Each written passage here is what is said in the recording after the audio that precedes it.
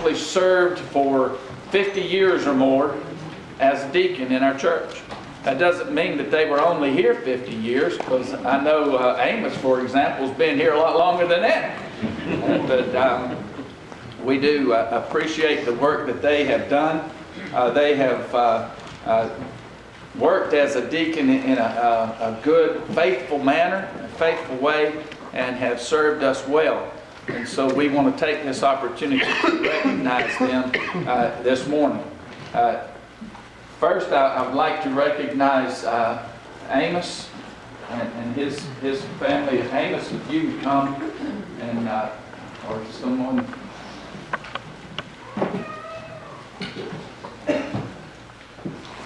Amos Wagoner is, I think,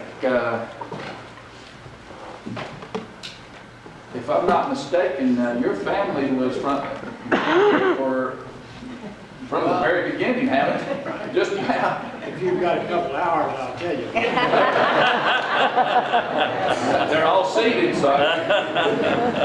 Yeah. No, seriously, I want to say that I and my family really appreciate this honor that you have given me today. I don't think we deserve it, and sometimes deacons, like the rest of us, they make some mistakes. But anyhow, we'll take it and cherish it. I'd just like to tell you a little bit about how stubborn some people are. How long it took me to make a decision for Christ. I was born in the Whitehead community of Allegheny County, and we lived on the farm up there, and my mother started us to church at an early age. We used to walk across the hill and down to where Dean's old folks used to live across the church, and if we didn't walk across there, we rode horseback. My daddy was a manufacturer's representative, and he traveled extensively throughout the eastern part of the United States, so he wasn't at home too often. We had to just figure out the best way we could to get there. But in 1924, we moved to Sparta. And guess where we moved to? We moved to the Presbyterian Manse, which was just up here where the present church is now. Present Manse is now. That was a long wooden building with a hall down the middle, just like this is here. At the end of the hall, there was a well, a dug well. We didn't have water and sewer in Sparta at that time. And of course, we had an outhouse down the back of the building there. And my mother and I lived on one side of that house. My uncle and his family on the other side. And Preacher C.W. Irvin, who was the Presbyterian minister, lived in one front room at the front. So I had a chance to get started in church pretty early. Well, the Baptists had an old church up where the Betty Home Center is now. And it was a wooden building in disarray, so they couldn't have church there. And so what few Baptists we had joined in with what few Presbyterians we had. We all went to the same church, which was the Presbyterian church there. And a fellow by the name of Glenn Nichols, some of these people might be old enough to remember Glenn Nichols, but he was one of the leaders there, and the Baptist leader was a fellow by the name of John M. Cheek. Of course, Alice Reeves was active at that time too. But we lived there, and the following year my father built a house over on East Whitehead Street, and we moved over there. My sister was in school at Glade Valley. They didn't have I don't know whether they didn't have a high school here then or not, but anyhow, she went to high school down there. And we lived there till we moved over to the other residence. And some of the faithful Baptists got together and built a Baptist church right where the Betty Home Center is. And that lasted, I don't know how many years, I can't recall right now, but that church burned. Well, my mother was right active in the church, and so I had warned them as a kid that there was activities going on there that shouldn't be. There was card playing and other activities, but they never were sure exactly what caused the church to burn. Anyhow, the good members of the church came down here and built the first phase of this church. And so we started attending church here, this church. Well, I continued to go to church here. Didn't go to church now, just continued to come.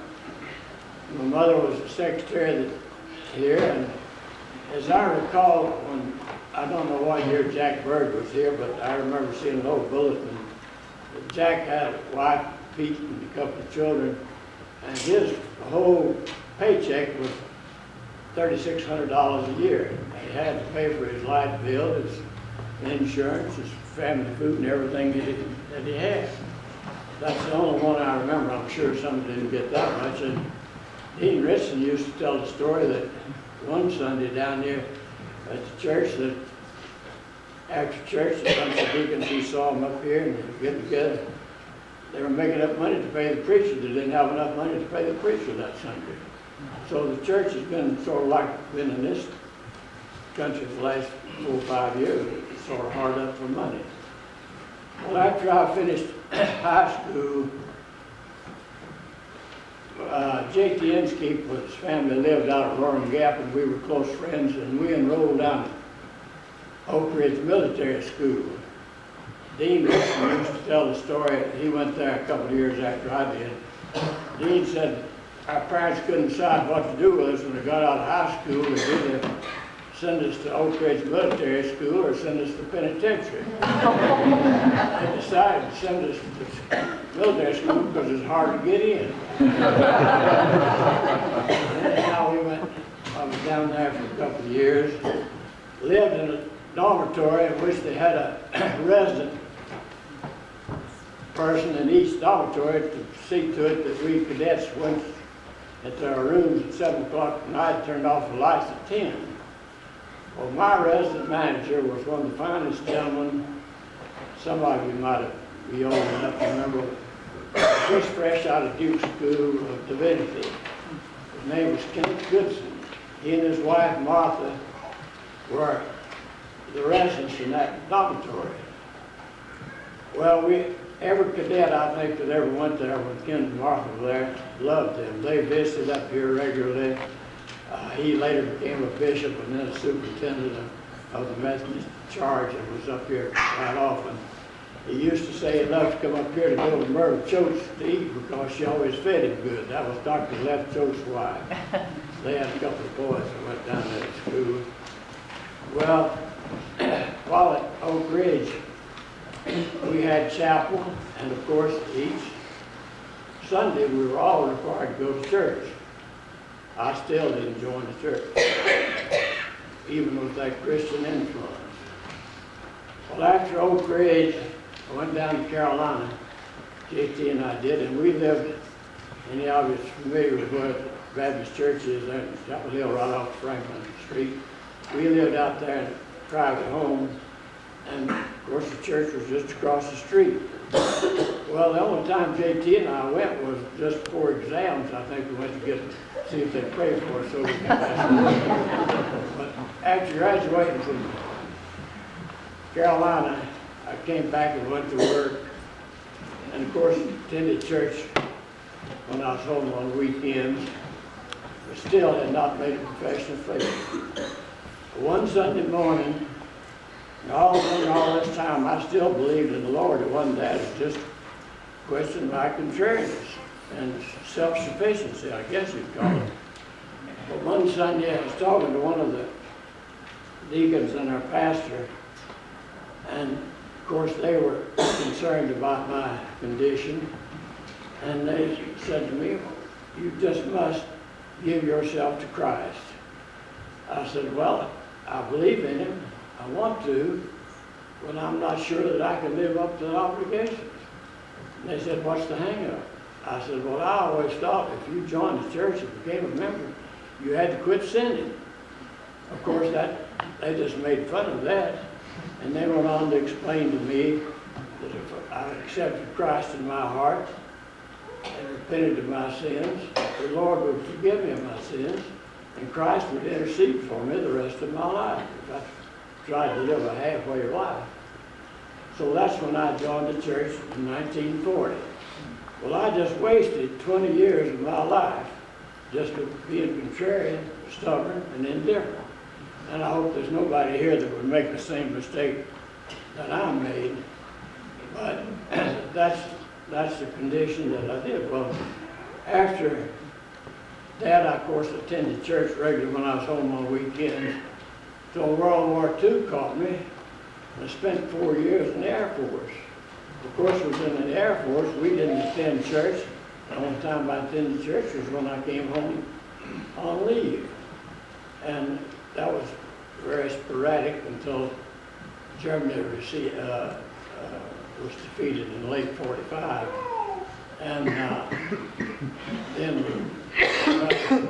one of the reasons, I don't guess we would, knowing how young we boys were, I don't guess we attended anyhow, but there were 5 of we men who had responsibilities there on the base that required some of us to be at the headquarters most of the time. But after I got out of the service, I came back and went to work, and I made the point to attend church every Sunday that I was in town then. In 1950, I was lucky enough to move back to Sparta. In 52, the good fortune, I married Doris, and we started our home, and we continued to try to be active in the church every Sunday we were in town until sickness has caused it to where she can't get out and be around, and probably never will ever be. But I just want you to know that this church has been a blessing to me, a blessing to my family, and I appreciate it. I just wish for this church continued success and winning soft lost souls to Christ. Thank you very much.